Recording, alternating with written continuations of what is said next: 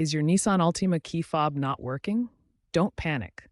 The most common culprits are a dead battery or a simple system glitch. First, let's address the battery. The Altima key fob uses a CR2025 or CR2032 battery. To replace it, carefully pry open the fob with a small flathead screwdriver. Replace the battery, ensuring correct polarity, and snap the fob back together. If a new battery doesn't solve the problem, try an intelligent key reset. Sit in the driver's seat with the door closed. Then, hold the key fob near the start button and press the start button 5 times within 10 seconds without starting the engine.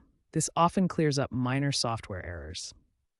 If the intelligent key reset doesn't resolve the issue, you may need to perform a relearn procedure to sync the key fob with your Altima's computer. First, insert your mechanical key into the ignition slot.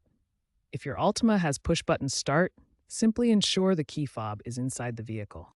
Turn the ignition to the on position without starting the engine. Within 5 seconds of turning the ignition on, press and hold the lock button on your key fob for 1 to 5 seconds. This syncs the fob with the vehicle's ECU. Repeat this process for any additional key fobs you need to program to the vehicle. Finally, turn the ignition off and remove the key to complete the relearn procedure.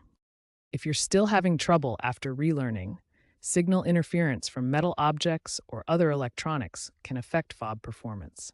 Store fobs away from such items. In rare cases, a faulty transponder chip might be the issue. Visit a Nissan dealer for professional diagnosis and repair.